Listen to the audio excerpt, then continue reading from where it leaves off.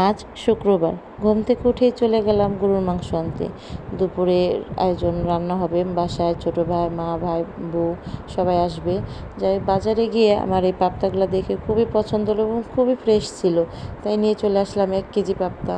Hello everyone, আসসালামু আলাইকুম। দেশ এবং দেশের বাইরে যে যেখানেই আছেন সবাই আশা করি খুবই ভালো আছেন। আর আজকে নিয়ে এসেছি আমি নতুন আরেকটি রান্নার ব্লগ নিয়ে।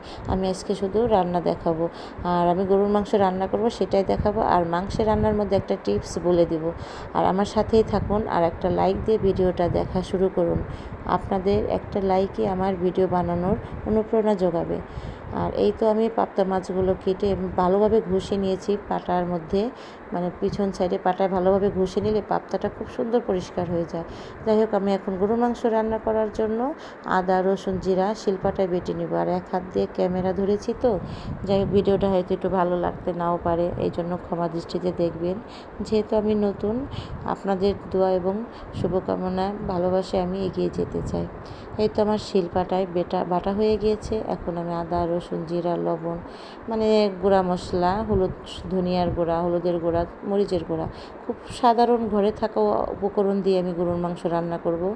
আর দারচিনি, এলাচ, তেজপাতা, সয়াবিন তেল দিয়ে একবারে হাতে মাখিয়ে রান্না করব। আর হাতে মাখিয়ে গরুর মাংস রান্না খেতে খুবই মজা আর অনেক স্বাদ হয়। যাই হোক, এই গরুর মাংস রান্না করতে করতে একটা টিপসও বলে দিব। এই তো যেটা বলবো আর কি, টিপসটা হচ্ছে এই গরুর মাংস যে হাতে মাখিয়ে নিয়েছি, এই হাতে মাখানোর পরে যে হাত ধোয়া পানিটা দিয়ে আমরা যে প্রথমে মাংসটা বসিয়ে দিই, ওই মাংসটা বসানোর মধ্যে মানে মিডিয়াম আঁচে রেখে দেবেন। প্রায় আধা ঘন্টা রাখলেও আপনার মাংস একটু লাগবে না। আপনি ডিম আছে একটু রেখে দিবেন। আর আধা ঘন্টার মধ্যে কি করা যায়, মাংসটা চুলায় বসিয়ে অন্য কাজগুলো একটু সেরে নেওয়া যায়। এই জন্য আমি মাংস নাড়া দিই না।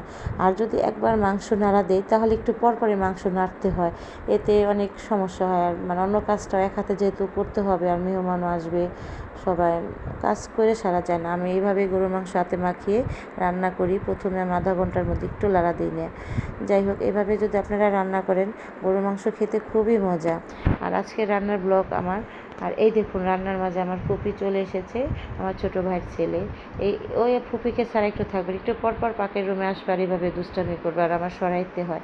এই যে এখন পানির সেন্সার, পানি নিয়ে মজা করতেছে। যাই হোক, আমার পক্ষের জন্য সবাই দোয়া করবেন। আর আমার আজকের রান্নার ব্লগটি কেমন হচ্ছে একটু কমেন্টে জানাবেন। আপনাদের কমেন্ট, আপনাদের ভালোবাসায় আমার রান্নার অনুপ্রেরণা। আর এই তো আমি শুটকি ভর্তা করবো দিয়ে সব ভেজে রেডি করে নিচ্ছি। এটা বেটে শুটকি ভর্তা করে নেব, বাঁশপাতা শুটকি। যাই হোক, আজকে রান্না পোলাও রান্না করেছি, আর সব রান্না দেখানো হয়নি। সাদা ভাত, সেমাই আছে, গরুর মাংস, ইলিশ মাছ ভাজা, শুটকি ভর্তা। আর এই তো কড়াই ধরে হাঁড়ি ধরে নিয়ে এসেছি, যেহেতু বাড়ির মানুষই তো, ছোটো ভাই যে খেতে বসেছে। আর আমার ভিডিওটা আজকে কেমন লেগেছে একটু কমেন্টে জানাবেন। আবার নিয়ে আসবো নতুন আরেকটি ব্লগ নিয়ে। আশা করি সবাই ভালো থাকবেন, সুস্থ থাকবেন। আল্লাহ হাফেজ।